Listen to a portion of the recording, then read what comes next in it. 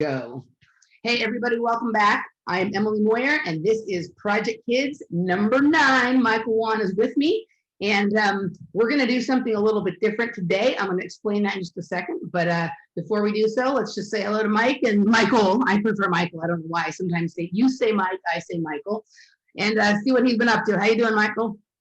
I'm doing fantastic. I can't believe it's been 9. I literally I was going through my mind like the other day. I was like, how many shows have we done?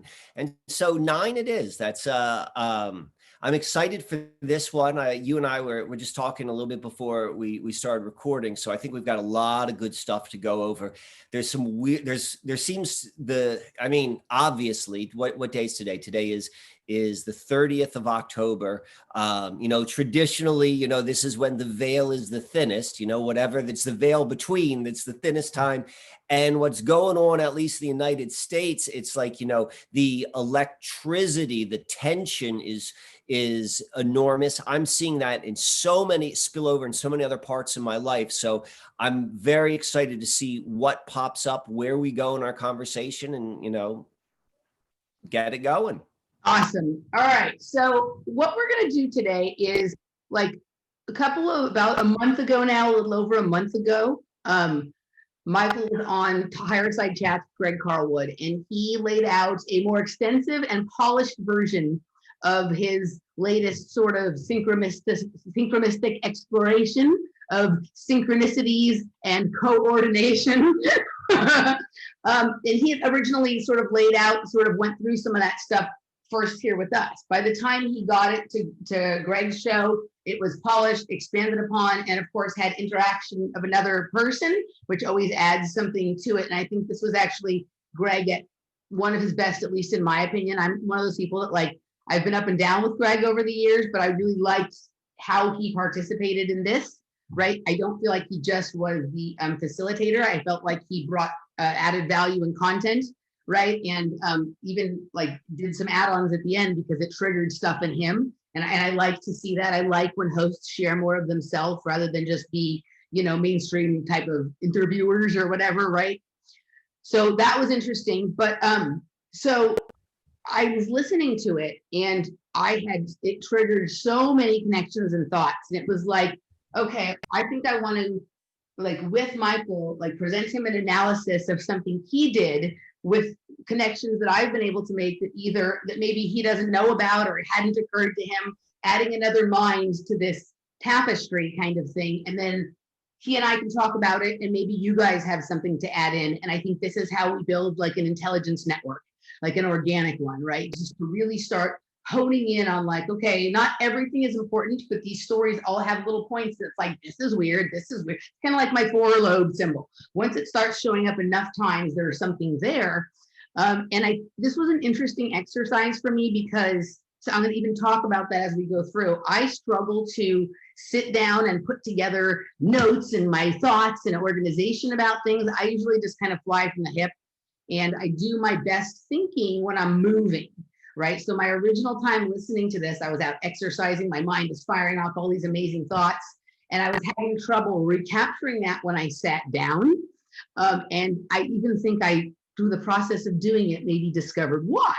So I think everybody sometimes we're in this weird spot, and you even refer to this here when you talk about the difference between a truth and a fundamental truth, right? When we look at content, if there's a truth in it, we can use it as a personal exercise to find aspects of the larger fundamental truth through it, right? And so this is a cool exercise for me. So I went through some difficult moments and some fun moments, and I'm excited to do this with you. Okay, so I want to go more so how did you figure out what was your structure? I find that very interesting because I have the same I work in a very similar way in the fact that my mind works best when my body is active. And then and the ideas come and then the structuring of it isn't the natural thing for me. So you seem to have said that you've had some sort of insight or breakthrough in terms of your inner process. I'm just curious, is there anything there you could share? So yes, but I feel like I have it noted in a spot that I've tried to do this in linear fashion, because I'm going to encourage people to go listen. This is just on the public hour of Michael's most recent interview with Greg. So I'll link to that here. I'm going to encourage people to go listen to that and then sort of go back through with what I'm saying and see what Okay. So I'm going to go through. I've done my best to keep it linear here, but some things jump around a little bit just because there's references back to things and whatnot. So, but your question will be addressed because. So how about this? And this would be like, I guess, like a teaser for all the folks. Let me go grab this right now, because in the second hour, maybe we'll talk a little bit about that. And I'll share like this here, this little book right here. This is what I do in order to like, for the same sort of thing. And if it wasn't for this like special book, the brain would be really, really like all over the place. So I can't wait to hear what your stuff is and your insights, because I'm always trying to add more ways to like create the structure, but then still keep the spontaneity. Okay, so you're way further along in creating the structure than I am, because I'm one of those people famous for not taking notes, not writing anything down, not preparing for anything. So just my 9 pages of messy notes that I made and struggled to read my own handwriting on are not in any way strategically plotted out. I'm very impressed with the way you create graphs and charts and stuff like that. And maybe this boils down to some differences in our astrology, or the fact that you, at least for a couple of years, were able to keep a job in corporate America, and I've never been able to. So you learned how to do graphs and charts and that kind of stuff, right? For me, like most of my mainstream work has been in the restaurant industry, which is about chalking and spontaneity and moving around and whatever, right? So anything. My favorite jobs. All right, we'll hit all that in the second hour. I don't want to take you off your linear, but I want to go where we're going in the second hour, because I think cool. Some good stuff there. Okay, so basically you're on and you begin by laying out the groundwork, the idea that we are living in a James Bond plot, right? And we talked about that when you were here. And I think you proved that not only that what you lay out is a James Bond plot, but also what we're in right now is a James Bond plot, right? So it's just James Bond plot after James Bond plot, many within one large one, right? Kind of thing. Fractals, right? So fractals are important to some of this kind of thing. All right, so you start off with, you're on the show on September 11th, 19 years since 9/11, right? And there's, you guys both talk about how it's interesting that we have COVID-19. So it's been 19 years since 9/11. We have COVID-19. There was also 19 hijackers, if you remember. Right. 19 hijackers. So there was another kind of 19 there. So I'm just warming us up here, right? So you say, so the synchronous, and even in his introduction before you came on, like Greg talked about synchronicity, right? He mentioned synchronicity, like, and whatnot. And then you ended the interview with synchronicity when you were talking about what we were doing. So like this is the big topic right now. This is how intelligence works. We've discovered that. You say that the last time you were on the show was the Kobe ritual, right? And there was a lot of 19s in there, right? And so that, and that was right before it kicked off. And of course, Kobe, I haven't had a chance to listen to that one yet, but right. So I'm going to listen to that after, but I figured if I go listen to that now, I'm going to be even more confused and have trouble presenting my stuff, right? But what he says is basically that you talked about, the Thousand Oaks and Calabasas, and like, I knew you had done this Kobe show with him, but I didn't know you had talked about Thousand Oaks. And that actually connects really closely to something that happened with me and things that I've covered in some of my shows. And that the connection between the Thousand Oaks shooting, the Calabasas fires, right? The fires in Chatsworth that connected to those, Chatsworth being from where I'm from, and something that happened with me that seemed to kick that off. And, then there's the whole Kobe Corona, right, kind of thing. But these are all things that like I had been talking about in my work as well, but I didn't even I wasn't aware of your work. And I think you and I probably met in the weeks right after that show came out, right? So we were huddled around the same little bit of information. And it seems that there's a lot of answers here in this area where I live, just as there's a lot of answers over where you are. And if you look at the symbolism Greg used on the show in the thumbnail that he puts together, right? It's literally like two things flying towards each other that look like they have stargates or portal holes on them, right? And that they're flying towards each other, right? So it is almost like this you're talking about Thousand Oaks kind of stuff, and that's kind of what I'm doing. I'm there. That's where I was working when that Thousand Oaks shooting happened, right? And then there was those Calabasas fires, and I was literally on the block at the center of all this. So basically, do you remember these Chatsworth and Calabasas fires a couple of years ago? Yeah, and that episode, I believe that was the second. I was on Greg's show. I've been on Greg's four times, and it was the second episode, which was that the shooting, and it was tied into, if I recall, like Jupiter going into Sagittarius. Okay, so here's what happened. So my friend Jeff was here, and I took him over to Chatsworth to show him all the weird stuff, right? And we end up on the top of basically Santa Susana Pass, like on a hill overlooking where the Boeing and Rocketdyne facilities are there, which is where I say that there's a base underneath there, right? And Jeff does like his own take on like a modality called holographic kinetics, right? He's added some of his own stuff to it, right? But it's basically sort of freeing the trapped spirits of the land of traumas that have happened there by going back to like the root dimension of what generated the issue there, right? So we go up there, and this is right near my summer camp and whatnot. We go up there and we do this session, and that was just like incredibly profound. It was incredibly long. I'm throwing up, like using my body as a surrogate to sort of, and I was remote viewing at the same time what's going on under there. And basically, like we did a huge holographic kinetic sort of energy clearing session there, right? This was on Sunday, right? Literally, I can't remember if it was Monday or Tuesday, a fire breaks out right there, okay? And what's weird is when we finished the session, I said, as we were walking back to the car, I said, it's fucking weird. I have that Duran Duran song, Hungry Like the Wolf, it's in my head and my mouth almost feels like it's watering, right? And I don't know if you're familiar with Duran's Hungry Like the Wolf, but it's a song that I have identified as like a major trigger for some of my programs.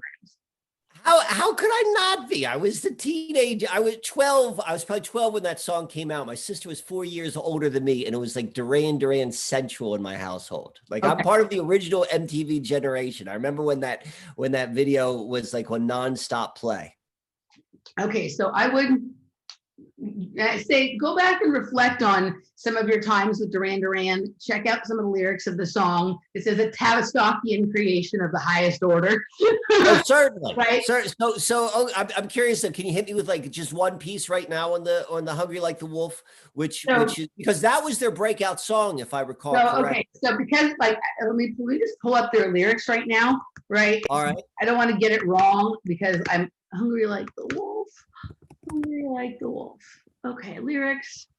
Let's see. Here are the lyrics. So, dark in the city, night is a wire, steam in the subway, earth is a fire.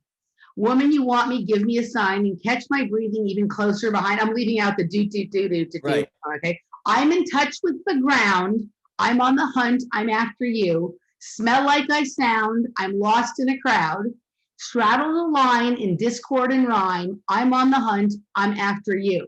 Mouth is alive with juices like wine, and I'm hungry like the wolf. Stalk through the forest, too close to hide. I'll be upon you by the moonlight side, right? High blood drumming on your skin, it's so tight. You may feel my heat, I'm just a moment behind. I'm in touch with the ground, I'm on the hunt, I'm after you. A scent and a sound, I'm lost and I'm found, and I'm hungry like the wolf. Strut on a line, it's discord and rhyme. I howl and whine, I'm after you. Mouth is alive, all running inside, and I'm hungry like the wolf. Burning the ground, I break from the crowd. I'm on the hunt down, I'm after you. And then everything else becomes repetitive after that, right? But this is the area where I say that I experienced like Hunger Games kind of training, right? Like wild kind of stuff where it was very much using your like subtle senses and innate senses to navigate your sort of reality, your escape, whatever's going on is going on. I was little, I have very fragmented memories of this stuff, right? And we're here on this land, we do this session and we're walking back to the car, my mouth is watering and I'm singing the song, right? And so I just noted it to Jeff and I showed him the video, which is an really interesting video, but all of the topography that's shown in the video is available in that area where we were at and where my summer camp was, right? There's like this weird combination of like, there's palm trees, but like savanna looking stuff and desert looking stuff and forest looking stuff, right? It's like it's like a weird geographic combination, and some of the most unusual rocks in Southern California are there in Chatsworth, right? It's a very interesting place. It's where the summer camp was, so we've seen some of the pictures there, right? So I just noted that with Jeff and told him about the song and showed him. So we sat there in the car and I showed him the video, okay? I think it's Tuesday, that was Sunday. On Tuesday, fire breaks out right there. Now, the content of some of the session was basically me remote viewing what was going on underground there. And it seems to be some sort of inner earth entrance where there is sort of crossover between various species, kinds, whatever entities, alien kind of stuff, and some sort of like a small hadron collider kind of thing, right? They're doing things with like energy and playing with, like fabric of space and time kind of stuff. And I've also known for a long time that there is a connection, like a drive pod or some kind of high-speed train between there and the base that's in Malibu, right? So 2 days after we do this session, fire breaks out there, right, in Chatsworth. You can go back and find this stuff, right?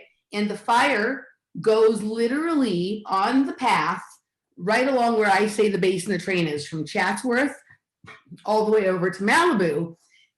Along the way, sort of burning the Calabasas area really badly, right where I would say the coming together of all sorts of strangeness is there on Malibu Canyon Road and Agoura Road, that intersection, this grocery store that I've told you I've seen various, I've had interactions with various celebrities and stuff at is there.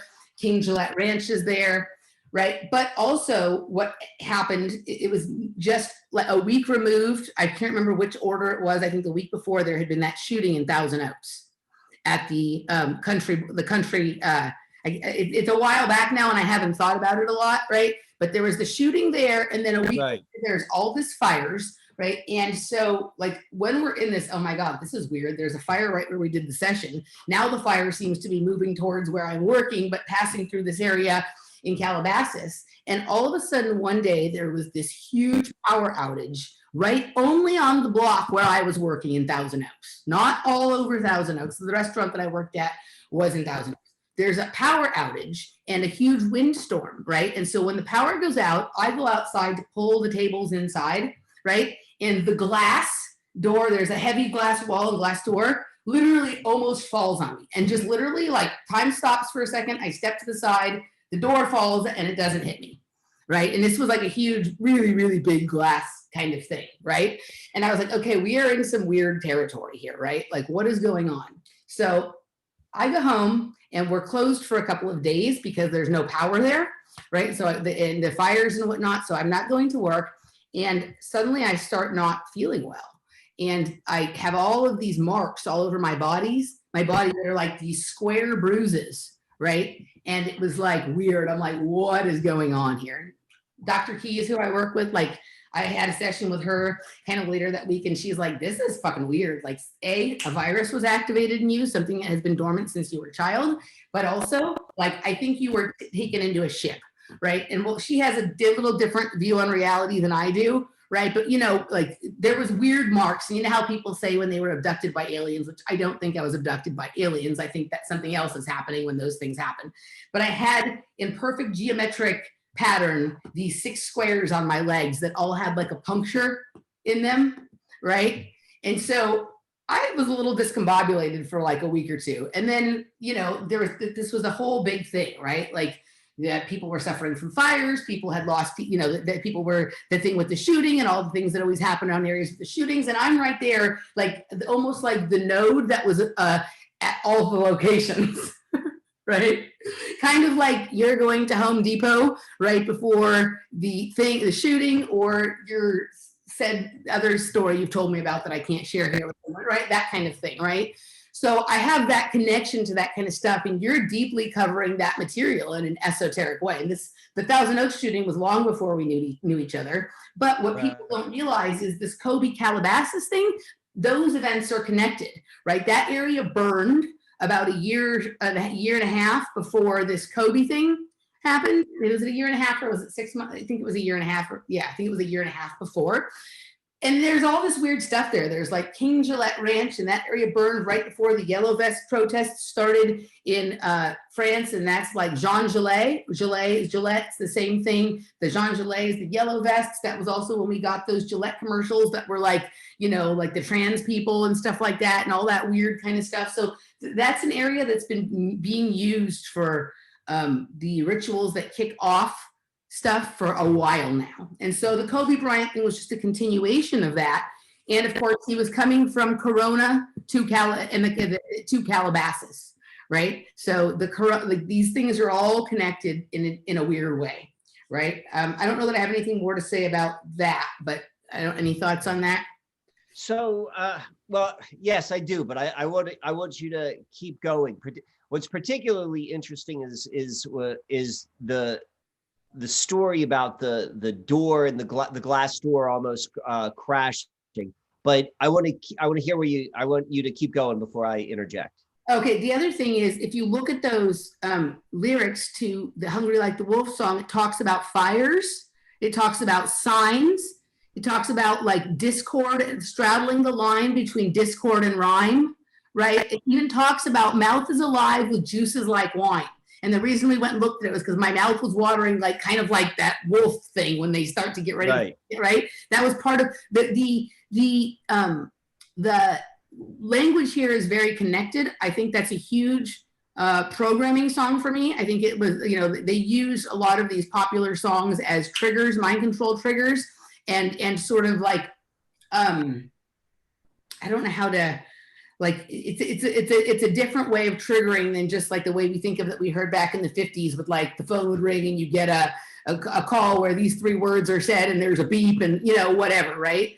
So there's that, but even like there's, in my opinion, references to trains, like lines, like a line between places, right? And this ley line or some kind of line this is obviously on, whatever it is, the whole song to me was connected to this in a weird way. And one of the things I've wanted to do for a long time is a really deep dive on both Duran Duran, but also wolf programming and how this song, because wolf programming is a huge thing in the projects, and how this song sort of connects and goes through some of that stuff. But this is what's there. Anything else? The glass door. The glass door seems like, other than, let's hear your thoughts on the glass door. Well, I just had a very, very similar incident in my life with this storm that kind of came out of nowhere right at the same time. But I'm looking right now at the Hungry Like the Wolf, the Wikipedia page, and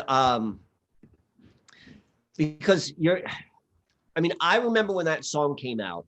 And it was undoubtedly it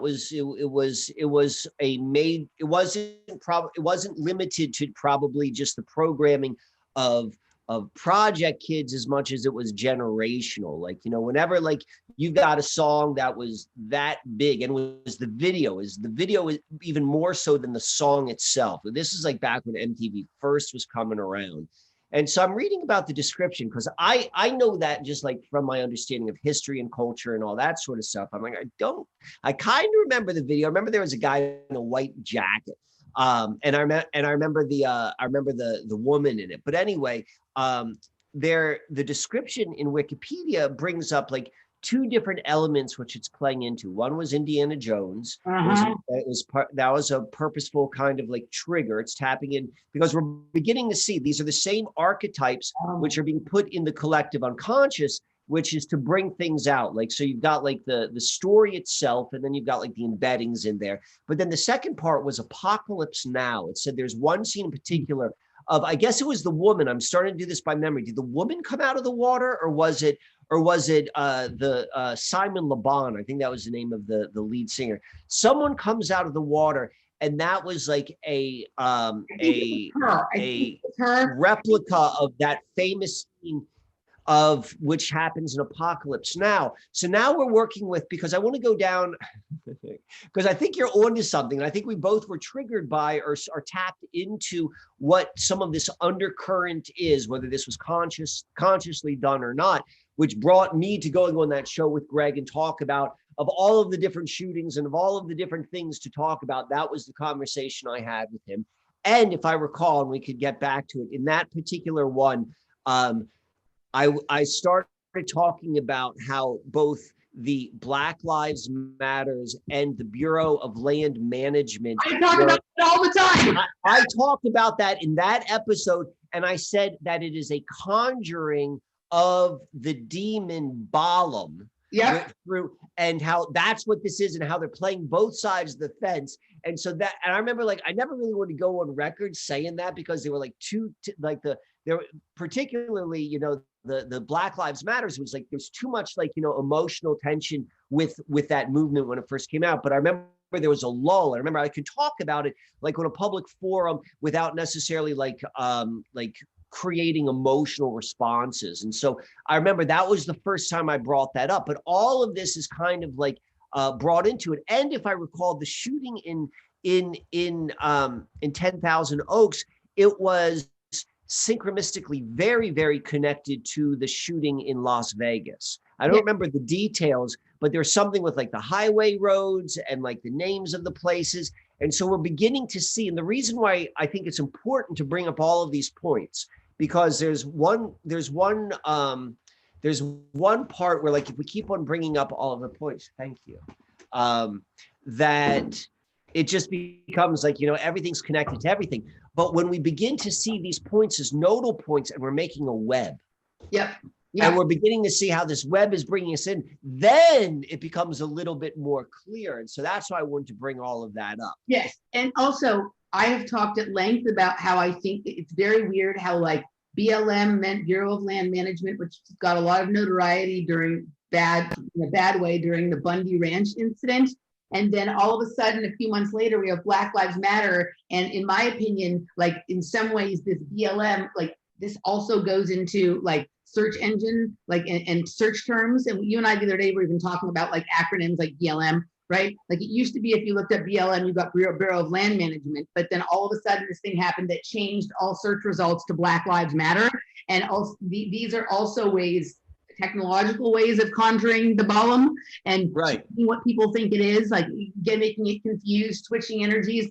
I mean, and whatever you think of the Bundy Ranch thing on a certain level, that was also a racially charged kind of event, because it's these fucking patriotic white. Right. That's the thing which I was talking about. It's like, it's the same kind of energy, but like told from opposite sides of the coin. Like, particularly when you look at it in terms of like that let me put you in a box, like, you're in this box, you're in that box, and in that box mentality, they're like, oh, it's the same thing, we're going to use the same letters, the same initials, the same underlying demonic frequency, whatever that may mean, and we're going to play it from both sides of both of, like, which should seemingly be like two groups which would not be connected. Yes. Okay. And then to what you said about the connection between that Thousand Oaks shooting in Las Vegas, I haven't heard your show. I don't know what you're doing, but one of the weird things that happened for me is when I was at a market one morning in Thousand Oaks, the day after the Thousand Oaks shooting, someone who is my regular customer and a good friend, right? Like I bumped into her at the breakfast bar at this market, right? And she brings up the Las Vegas shooting. I'm like, yeah, I'm looking more nonsense. And then she got all fucking pissed at me because she knew somebody that died, right? Kind of thing. And so, like, we had like a moment of, like, she walked away from me and walked out. And then later, when I saw her at the restaurant the next day, she apologized and whatever, right? But that was the first time I had bumped up against the, I know somebody who died at the shooting, which means it was 100% the way they say it was. And I'm there going, yeah, I don't know, right? So that happened there, right? But literally just a stone's throw from where the next shooting, which will be the Thousand Oaks shooting, happened. So I have this tussle up about the reality of these things right there. Now, the place that shooting that was at, which is weird, I was there once for 2 seconds. Literally, I went inside to get a friend and leave. Like, I went in, grabbed her, and left. I never stayed there. I've never been there. At the bar? At the bar where the shooting happened. It was like a country western bar? I had been there in 1996. I went in there for 1 minute to grab a friend and leave, right? So, but that still establishes that I've been to this space in this place. Right. You've been there. Okay. Yeah. So it's called something line, the County line. county line, right?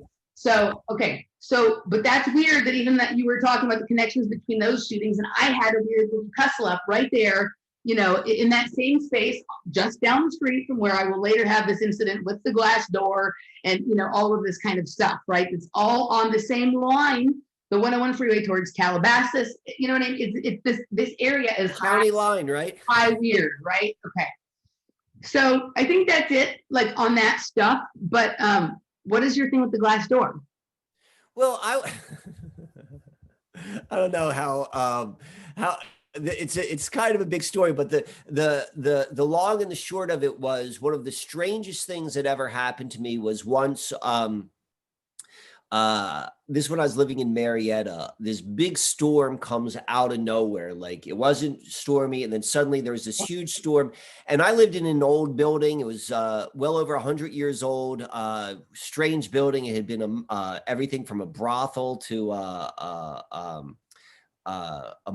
mortuary, like when they would. Those are great buildings. Yeah. Like, you know, and I'm living in it. But anyway, so like the storm comes up, and I had huge storm windows. Like, you know, probably the window itself was easily 8 feet high, 3 feet wide, so very long and rectangular. It blew off and fell to the ground. I lived in that building for 4 years. Nothing like that ever happened. And a friend of mine had just come and visited. Oh, this is okay. We're gonna get into weird now. If we're gonna get weird, we open this up, we're gonna get weird. So that happened. The storm window falls.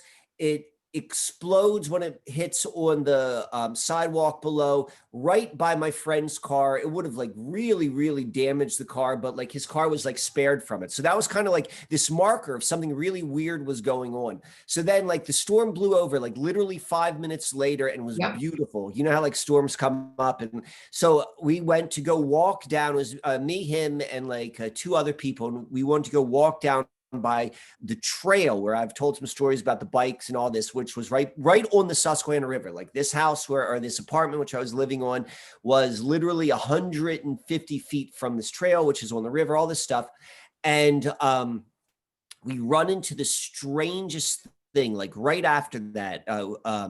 We take a little bit of a walk, and then my friend's like, listen, we shouldn't be walking here after the storm because I think some trees are going to come down. They come down fast.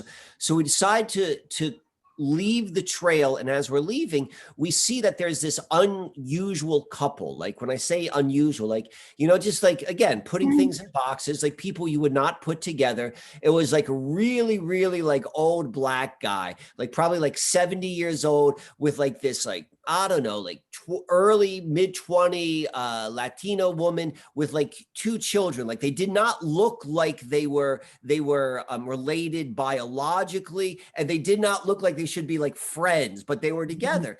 And they're walking, we're all crossing over the railroad track. So how it's set up is like, you've got the river, you've got the trail, which is like, you know, 50 feet from the river banks. And another 20 feet from that is a railroad, rail line. So we're all crossing over the rail line at the same time. Like we all met up at the same place at the same time. It was kind of awkward. And the people who are walking in, they're like, hey, what's they're making conversation with us. They're like, what's with all of these down trees? Because trees were down all over the place. Oh, and a building collapsed in the neighborhood also. We're like, a storm just came through. And they're like, oh, we didn't notice the storm. We were just out here fishing. And it was literally a catastrophic storm. Like it's impossible to miss a storm. And like, I say this jokingly, but the only thing that makes sense is like, yeah, the storm was just like the opening of the portal, and these are the people that came through, and like, and that was, and they had 2 children, which it was, and so that's why I'm saying like, what's interesting, the reason why I'm tying it into like what we're originally talking about is like one of the, you know, quote unquote ideas or theories that I work with, particularly as it relates to all of the weirdness on the Susquehanna River, and particularly at the 40th parallel, is that it is a literal portal to other worlds. And this is one of the most concrete, like unexplainable, like interactions. Like, I'm not saying it definitely happened, but they were like weird in the same way that people in Men in Black, you know, all of the aliens in Men in Black who are like 99% right, but there's 1% which is slightly off. Yeah. That's who these people were. And it came with this collapse of this big glass window. That was my mental anchor. That's how I remember it. Okay, so in this same place that this glass door came down. So first of all, the windstorm that precipitated that was very weird because it all kind of started. I went outside to take the trash out, right? The power had gone out, right? So we're closing up. I'm doing my closing duties. I take the trash out and I notice that like the wind doesn't feel natural. It feels more like, you know, when you go through one of those turn things at the airport, like the glass doors to enter and it has that unusual push of air. Like yes. It felt more like that. And then a few minutes later, this thing happened with the door. Now, separate times, I've had some of the weirdest interactions with people when I worked at this restaurant, right? I had this like couple that I'm sure were not from here come in one time and literally like try to sniff me, right? They wanted to be, like they were trying to get close and feel something or whatever off of me. They were very nice, but very weird, right? And I've also had things happen where like I'm watching, like I'm looking outside and there's no one there. And then all of a sudden it's like somebody comes through a hole in the space of time and then they come through the door. Like they came out of nowhere, right? Like that there's something there. Like, you know, that people are coming in and out of that way, right? And that, so it's entirely possible that like this little corner here, right, is some kind of weird crossover, you know, space. I have had a lot of weird stuff there, but those two things stand out like this, you know, weird. Oh, and there was also a couple that were vampires that used to come in and try and get me to like, you know, go play with them, right? Kind of thing. That was an interesting thing. So it was some sort of weird crossover. Okay, let's leave this. Okay, I know there's so much to talk about, but it's so much fun when we do this. Can I just for one more minute, if you could give me the share screen, because I want to see if this trigger's open with you. Will you give me the shared screen? Yeah. All right, tell me when I'm there. You got it. All right. Thank you for permission. All right. So this is Susquehanna River, oldest river on the planet. This is where it makes a 90-degree turn. This is one of the most unusual geological things on the East Coast, Chickies Rock. And this is Marietta. This is where I lived. Right here, GlaxoSmithKline. This is one of two places on in all of North America where they have a vaccine manufacturing plant. Mm-hmm. It's fucking right here. Okay. Yeah. So like, these are all the weird things. But other than that, it's this tiny little sleepy town in Pennsylvania. And what it's best known for is it's, this is where it happened. Like this was like where the trail's right here. Here's the railroad, and this is the river. And it's very well known, like this area, and it's always has been since Marietta has been formed as like a bar town, a drinking town, a very like active town that way for a variety of reasons, and still is. And there are bars in there which are like always in like Pennsylvania's most haunted places, and always have I had weird things in there. And one of them used to be my haunts back when I used to like to put down the cocktails. So I want to show you though where the this building of what it looked like. So this is it. This is where I live. This is the most Masonic looking building I've ever seen. Yeah. This is the building I was in. It was this window right here, which falls down and explodes. This is the river right down there. All of this stuff. So I was just, I wanted to give you the. Okay, so can you please go back to that map you had on right before this? Back to fun with maps. All right. Pull that back up in the same exact way it was. All right. Was it like this? That, yeah, okay. So here, right, so it's mirroring certain energies of me and of even that area in Thousand Oaks, those blocks, okay? But first off, okay, so New Hope Christian Fellowship. I used to have a gym that I competed against was called New Hope, right? It was a Christian gym kind of thing. And always I was like up against the girls from New Hope. They were like the best, and we were always wanting to beat the girls from New Hope, right? And gymnastics is going to play into my analysis partially of the British security coordination, and also what you and I were talking about our bodies and how we, you know, how we put information together and all this kind of stuff, right? So that's there. Okay, there's the Nick's Bistro. The owner of the restaurant that I was working at, before he owned the restaurant, he was the bar manager at a restaurant called Nick's. There's a bar across the street from the restaurant I worked at called Oak and Iron. right? And you have Pig Iron Brewing Company right there. So like these things in and of themselves are not meaningful, right? But like even like it doesn't matter what you and I look at, we can find connections, right? So we have elements like harking of some of the similar energies in these places where we've both had bizarre interactions based on portals and windows or glass doors and whatnot, right? Like it's weird. So this is that haunted restaurant. You see this head right here? Yep, I can see it. So I literally think it was probably, I should go look. I did a whole post, maybe even 2 years to the day, where I posted all of this stuff I'm showing you right now, because it was right around Halloween. So we're definitely tapping into a time loop. That's for certain. Yeah, it's very interesting. All right. I didn't want to take you off too far off topic. So we could go back to, all right. So let's getting go back back to the analysis. Okay. So Greg then says, and some of these things are just going to be short, others we'll examine more. Greg says that that unanswerable questions bode well for a guy who wants to host a conspiracy podcast for the rest of his life, right? And I thought that was an interesting statement, right? This idea that like that we need to have unanswerable questions in order to have something to do. Right? So what does that mean for all of us? What would we do if we answered the question? And I think you and I are coming into this space where like, you know, and I'm going to get into this a little later with some of your stuff on Rick Clay. How far do we want to go?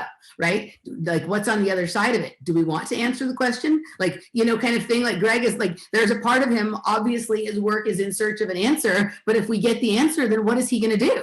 Right? So this is like, what are we all going to do if we answer the question? And that doesn't mean I don't think we should try and answer it, but I think it's something we should consider. Like Jeff and I talk about this all the time. Like if we didn't have all this shit to analyze and all these whatever, like what would we talk about? What would we do? Right? Wow, so, that is friggin' it. Because as soon as you say that, I just would say like you immediately, because, and this is where it gets funny, is anyone who is critical of our mainstream medical system says that the entire system is based upon keeping people sick. Because if they actually made someone healthy, then the system crashes down. And it's real easy to go and point that out to something as obvious as that. But you just flip that on us. You're like, well, if we actually knew the answers, then what would we do? What would we do? And I'm like, so the real truth, going back to what you're saying with the fundamental truths, is like, what is this thing about like our human experience about like not really wanting to know? And so the fact that we're right on Halloween right now, I think makes it even more interesting. So like, I don't have an answer, just on the fact that I'm like, okay, you're absolutely right. That's fundamental to the human experience, is like, do we really want to know whatever the thing is that is our hot button? And another one, do we really want it to go away? Do we really want to solve it? And another one is our banking system and fractional reserve banking. It's a situation where if you pay off the debt, there will be no more money.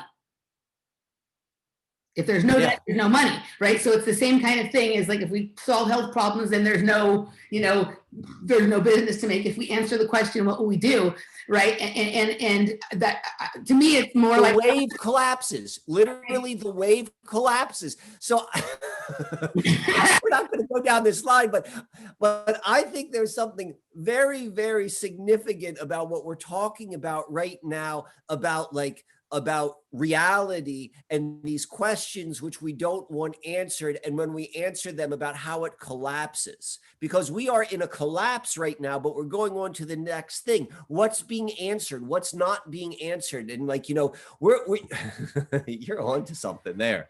So that popped up. Okay. All right. So then we move on to basically this James Bond plot that you're proposing here. Of course, it's a James Bond plot because it's about world domination, and you draw the parallels between James Bond and like Bill Gates being the evil, you know, kind of thing. And you know, you talked about a Saturnian expression of the age of Aquarius, right?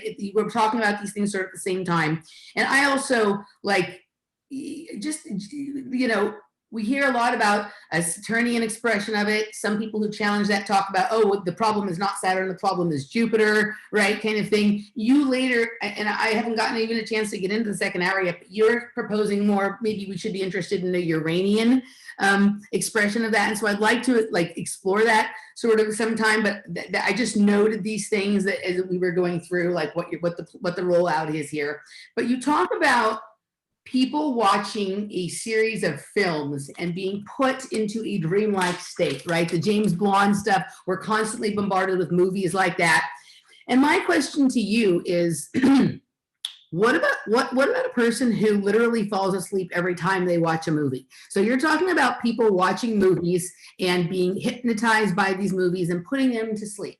Like literally, Michael, like 9 times out of 10, I fall asleep, sometimes even before the movie starts, but certainly within like the first half hour of a movie, and I fall asleep, right? Or if I'm, especially movies that seem to have some coding in it, like I will continue to nod off. I cannot stay awake. I cannot stay awake. I cannot stay awake, right? So we have this weird, like, do you fall asleep when you watch movies? No, but someone very close to me does. Okay. My mother. Your mother does? So all growing up, that was like a household joke that my mother literally cannot keep her eyes open as soon as the lights go down. She doesn't fall asleep any other time, but when the movie, like something happens. Yeah. It's like for me, as soon like if I go to the movie, like I used to be famous for going and sitting in the movie theater and falling asleep before it started, then waking up half an hour through and didn't know what was going on and bothering the people around me because I was trying to figure out what had already happened and whatever. And then I would just go back to sleep or something, right? But yes, I struggle to stay awake for, like, it's a source of contention, like between Laura and I, because she wants to watch movies and I'm always falling asleep and whatever, right? But it's kind of, so that popped to me, right? So movies are being used to put people into hypnosis as a culture-wide kind of thing. But some, like people like me and your mother, who there's lots of similarities and connections between your mother and my mother and your mother and me and whatever. So it was just an interesting thing that came up. Next thing, you start talking about the British Security Coordination. And at first I thought you had misspoken. And what you meant to say was British Security Corporation, but you kept calling it the coordination, right? So I went over and looked at your notes, like when because I'm listening to this stuff the first time when I'm out and about, right? Second time I'm watching it on here, but even before then I had looked and checked. So I thought, oh, that's interesting, but it's coordination spelled with a hyphen between it. So the emphasis is in a different place than when you're talking about like you're coordinated or I'm not coordinated. So I looked up the definition of coordination, and there's 2 definitions, right? The first definition of coordination is interesting, and it's what you're speaking about with the British Security Coordination, the organization of the different elements of a complex body or activity so as to enable them. Oh, by the way, I thought it was weird that it was called the British Security Coordination. I was thinking corporation made more sense, but no, actually coordination is perfect, right? The organization of the different elements of a complex body or activity so as to enable them to work together effectively, right? And so that's basically what they were doing, is they were synthesizing a bunch of things that should be disparate, aligning them, organizing them so that a uniform like code is sent out to to deal with the public. The other definition is the ability to use different parts of the body together smoothly and efficiently. Now, one of the similarities between you and I is we both are highly coordinated, right? I, from having gymnastics training, which, maybe I was good at gymnastics because I was coordinated, or the gymnastics helped me with coordination, or both, but the gymnastics was very, very important in my life, right? For reasons that I never reached ultimate success in gymnastics, but that experience of all those years of hard training and being able to navigate my way through space with my body in a different way than most people has been very helpful. And I actually think it's the key to why you and I are able to analyze information in this way. So the coordination that they're talking about, British security, right, is grounded in people like you and I who can move our bodies. And this is why in projects and programs, there is lots of focus on learning how to do these intelligence tactics, but also a lot of physical training. There's a connection between these coordinations. In order to see that coordination, you have to be coordinated. The people that can't understand what's going on are not coordinated. They may think they are because they might be good at like baseball, but their coordination doesn't extend to their other bodies, right? So I thought that was interesting, and that was like ultimately some of the lesson as I struggled to put this together, because I had to sit down at my desk to deal with the notes and to go through things and whatever, when I'm really much better at analyzing while I'm moving, because that coordination is how you understand this coordination. Yeah. I mean, my favorite practice to do, I've talked to you about this before, is like how I take riding my bike with no hands. Like that is the practice. And the reason why I do that is exactly what you're saying, like is when you're doing it physically, you know you're doing it on, and you have, when you're, to ride your bike with no hands requires a certain degree of balance. It requires a certain degree, all these different sort of things. And you also know that that's doing something with the hemispheres of the brain, but then if it's doing something with the hemisphere of the brain, it's doing something much deeper than that as well. And so all of that practice, like, I don't know why I want to do that. I'm just like, that makes the most amount of sense to me. I'm like, oh, this is the most sensical thing. Like, I don't understand why not everyone is getting up in the morning and this is not part of what their practice is, because this is how you're supposed to go through life. And so when you're like, when you're spelling it out, I'm like, yeah, of course. But then when you're also saying like, not everyone like sees it that way. And I think if you spell it out, everyone will be like, oh yeah, that makes perfect sense. Of course I would go and do that and practice it. But and then thinking about it as it relates to projects and project training, you're onto it. I'll just say the thing I've been working on recently. I've been doing a lot of the what do you call it? The interval training. Yeah, and so it's got jumping jacks with it. And so I do it in a room with mirrors, and it's the greatest thing. Like, if you got mirrors, I never had mirrors before I exercised, completely changed everything with my body as soon as I saw what I looked like when I moved.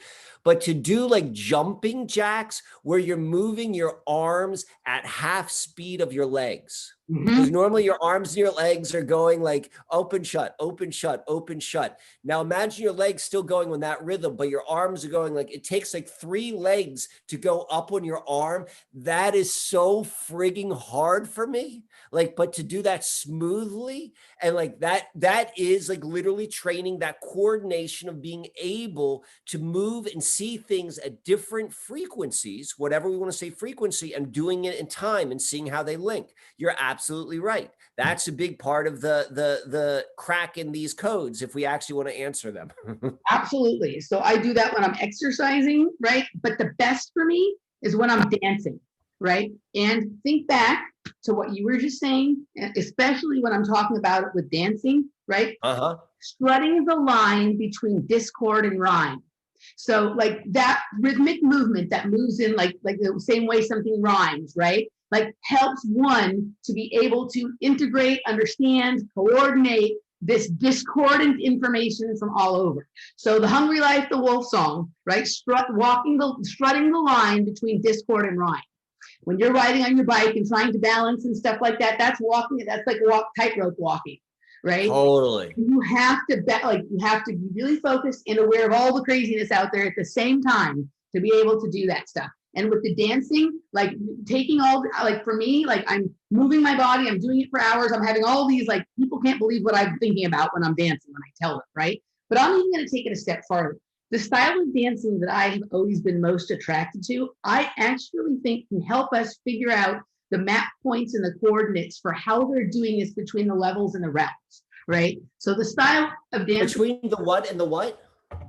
How they're coordinating, like the different, like they're pulling whatever reality is being presented to us has elements from a variety of realities, timelines, all pulled together, right? And there's like a system or a map or a code to how they're doing it. And I think this is why I've always been attracted to this particular style of dancing that I like. Okay, the style of dancing is called tutting, tuts. There's variation. It's a variation of, one of the variation is voguing. One of the variations is called turfing or bone breaking. But basically it's like creating geometric patterns and like hidden doors and stuff with your arms, right? Different angles, opening things up, moving it around your head, right? Kind of different, like this kind of stuff, right? Like all geometric, right? So like, I think literally opens up like portals and gateways and realms, but also this is how it works. Like when they drop a piece of information, they drop something, it opens something else up. This comes over it, this comes through, this like this, right? They push something else aside, right? And for me, like I was always obsessed with understanding these angles, right? I remember watching this documentary that I cannot find anymore. It's not Paris is Burning, and it's not the latest one about Madonna's Voguers. It's something else that involves Madonna's Voguers, but I can't find it anymore.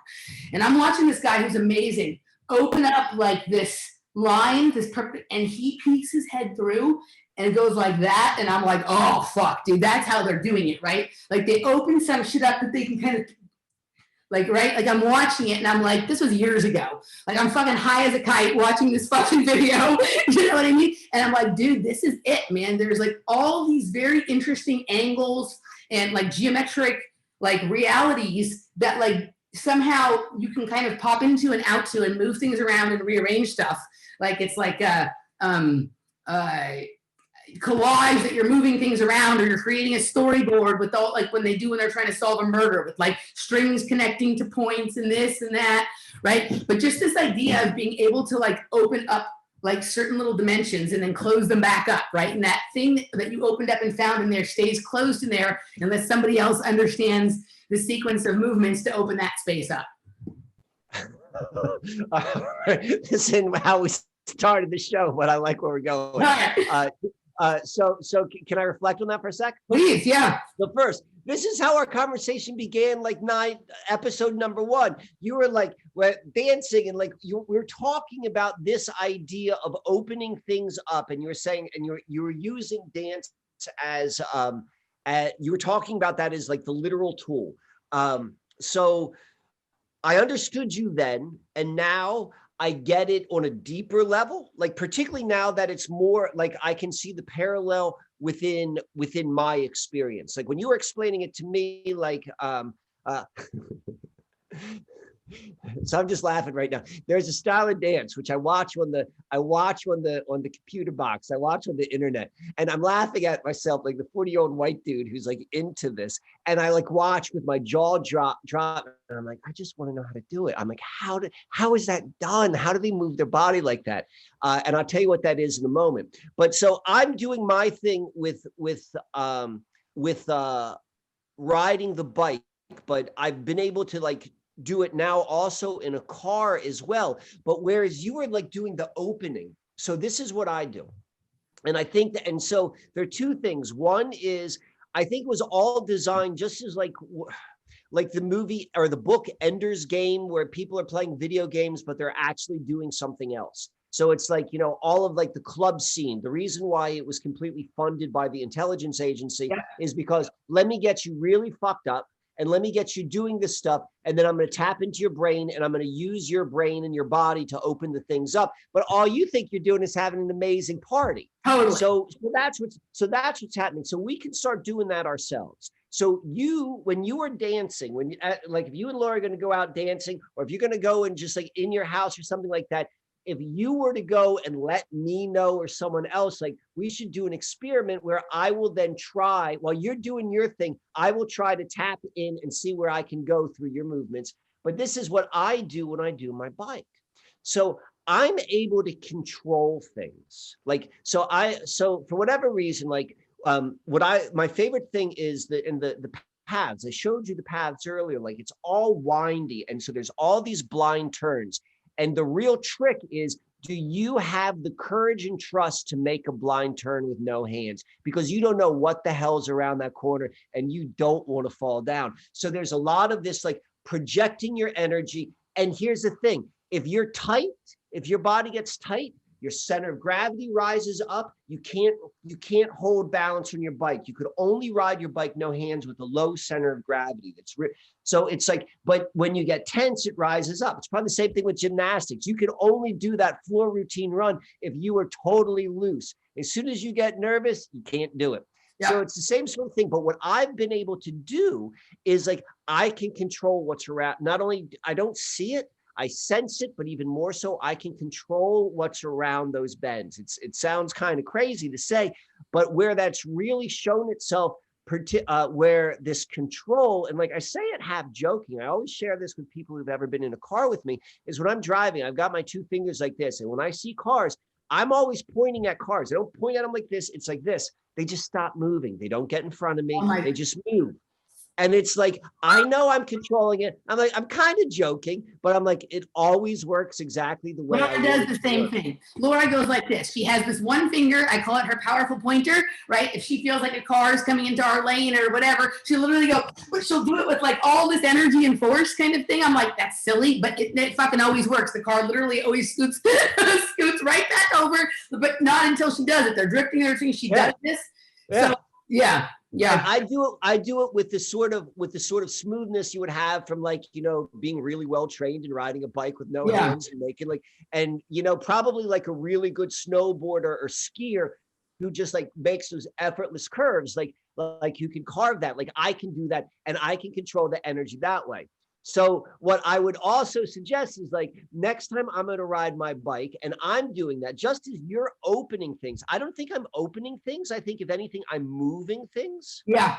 Yeah. That makes sense. stopping You're it. rearranging. Yeah. Rearranging. Right. Moving. So, and so it's like there's probably more like as we're beginning to think more about coordination. I think there's something with like sometimes I listen to music. What I used to do on my bike is like, I get really high and I'd put in headphones and like I would block out everything and just focus. And there's something about like getting in that state. I don't do it high anymore, but and there's something I kind of miss that. Like I like that, but I just it got that distracted from the experience. But what I'd like to do is the next time I do that is like see if you could go and tap into something like, what can you move, or what does that make sense to you using me as the medium, just as I would like to try that with you when you're dancing. Okay, sounds good. Now tell me what the style of dancing that you were watching is. Crip walk. What? Crip walk. Crip walk. Is that the same as like I'll have to see what that is. There's multiple names for the same thing. I think I know what it is. So crip walk. So actually what I really like is blood walk, the blood walk. So it's crip, it's like LA street gangs and it's a type of dance. Yeah. And typically, so like, again, I just know my stuff from what I see from media. So I don't know, by no means am I an expert as it relates to street gangs in Los Angeles, but there's been a lot written about it. And, it speaks to me on a certain level. And specifically from, there's like, that's part of the expression. And so each of these street gangs, if you will, they kind of have a different expression, and like each person has their own way of doing it. Crip walk has, I think, more of it's like the brand name, I think, for like, like 50-year-old white dudes out in the East Coast. But what I actually like, is it's the blood walk. And it's this way of like, there's a speed of movement on the upper half of the body, which is totally different than what's happening on the bottom half. And I'm like, I don't know how, I'll watch in slow motion. I'm like, I can't do that. My body does not seem to have that intelligence. Yeah, no, it's the dancing, like some of I made this recognition very early on as I started to get really into electronic music and how I could move my body to it, that there was something much bigger going on than simply dancing, right? Like this was like a way of like coordinating realities and allowing them to move through you and kind of like seeing where they end up. Like one of the things that I do a lot, like when I'm dancing, like in the middle of something, I'll just spin and not know where I'm gonna the end. Like I don't spin with the purpose to end in a certain point and then continue dancing. I spin and wherever I land, I move right with that, right? And so you end up facing a different way than you thought you were. And if you try and control it, the coordination isn't as good as if you just roll with wherever you kind of end. And so when you spin around, it's almost like resetting the deck, right? Like kind of like I've done a series of movements here and now it's like, and they go again, right? Kind of thing. And it's very, it's a different energy then after you've spun and reset the deck a little bit, right? Like it's very interesting. So I think you're really on, because I know exactly what you're talking about with some of my body movements about like being able like really understand. There's a book which I read called Effortless Power, which really like tries to explain this intangible concept. But once you kind of understand what you're talking about as it relates to like movement in space and like momentum and inertia and being able to like, there's definitely, I think you're right. There is a deeper level of being able to interact with whatever this life, what we're calling Earth, where this life experience, you're right. It's all of these different worlds. So I also want to point out this is street gang life in Los Angeles is an intelligence operation anyway. Totally. Yes. So it's like, it would only sort of make sense. So it's like, the more we begin, and when you go and you look at the role of like generally like what hip hop has done for like popular culture, and like how all of these things, there's yeah, we're on to something. So, and I would say the same thing, that Los Angeles underground dance music scene is also an intelligence operation with the different Without a doubt. movements. Yeah. Yeah. Okay. So the next thing I want to say about the British Security Coordination is just this, and I think we'll pick up with this with something we're going to do a little later.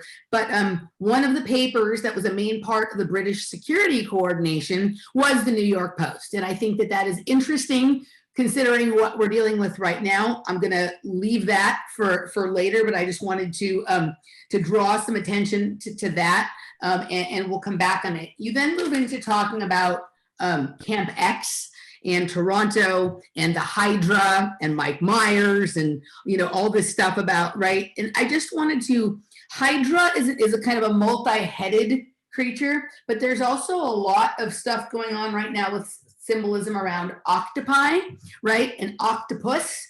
And there's television shows, there's people who it's coming into sort of their perception of what's going on. And for some reason, when I'm listening to you talk about this, I don't know if this means anything at all, but I'm thinking about octopus and Danny Casolaro and Promise software. And this seems, the way you're describing this technology that they have at Camp X seems like the flip side of that. Like they're having this weird way of transmitting information, almost like it tracks the information, like it is generated from this coordinated space and it travels out into the reality of ethers almost in like a tracked sense, right? It's going to hit certain targets and then see what happens. And then eventually they're going to pull that back in. And I'd say Promise kind of software is a later version into the other side of that, where it's collecting every keystroke that happens on computers and internets in order to track and manage assets, information, operatives, all that kind of stuff. And so I got that there was some connection between this Hydra and the octopus. I don't know why, but that was what my mind started doing. Walk me through a little bit more of where the octopus symbology is shown. Like, how does octopus show up to that? So Nish and I have been tracking it for almost 3 years. Right. Okay. And it just basically, I can't even remember exactly what our original source of it was, but we've talked about it in terms of like, it's become very dominant in like if you go into restaurants, there's like art that has octopuses, right? There's clothing with octopus on it. It's like on everything at the gift store. It's like become, you know how like you go through phases where it was like, it was unicorns and it was this and it was that, and whatever, right? The octopi thing started really rising a couple of years ago. Chris and Cherie Geo, who do a lot of like ayahuasca and stuff like that, they start on the 2017 eclipse. They saw literally an octopus entity in the sky. They did ayahuasca while the eclipse was happening and went out in a boat and watched the sky. And they literally saw an octopus entity up there. And that was about the same time all this symbolism started happening. And we've even gotten into like octopi being part of the programming, like project stuff with, we've talked a lot about underwater programming with the breathing underwater. We've talked about like relationships with the dolphins and whatever, but there's octopus stuff, and octopi are incredibly good at moving stealthily, right? They have all these arms and legs and they move kind of like the tutters and the poppers and they do all this kind of stuff, but they also have a skin suit technology that is incredibly intelligent that allows them to blend into their backgrounds, right? And I think this is some of what we're seeing with technologies that have been coming on, like there, you know, you can watch one of these shootings that happened in Europe and like literally the shooter is not seen and then seen like he had been cloaked, right? But I think it's actually an ability that people can have to be able to blend into the backgrounds. And I think octopi is like the archetype or the image for like a lot of this kind of stuff. I think it's an ability that some of us, you know, you and I talked about this in the beginning of the Corona thing about like seeing if you can walk into some place and like project that you're wearing a mask. Right. If you put, like I watched this video years and years and years ago about an octopus, right, and how they could change their skin. And they would come up with these wild geometric patterns. They'd wallpaper them to the bottom of this tank, and he would just blend into this crazy, very complex kind of stuff. Right. So it is an ability available to things that are alive to be able to use your skin suit like a transforming technology, like a skin suit technology. Also, from the very beginning of the time that I started dancing and popping and stuff like that, like I liked to think of myself like an octopus, like having 8 arms with the way I moved, like it creates like an optical illusion. Like when, you know, there's a lot of poppers with names that harken to like cephalopod, octopi, different names like around that kind of thing. It also brings to mind like the idea of like that Shiva, right, it has all those arms and they're moving and things like that. So it's symbolic, it's archetypal and whatnot. But when you're talking about Hydra, for some reason, so Octopus was like the name of the book that was written about Danny Casolaro and the Promise software. And this was basically like an entity that had tentacles that reached into everything, right? Right. Yeah. And if you look at a lot, when you dig deep into the many deep layers of a lot of these operations that our attention is driven towards, you find often connections to the issues around Promise software. Right? Like that was connected to the Waco thing. It's connected to like a variety of events that somebody who, you know, had some connection to that was involved, right? So I don't know why. I don't know if there's any connection at all, but that's what came into my head. You know, when I was listening to you talk about Camp X. Yeah,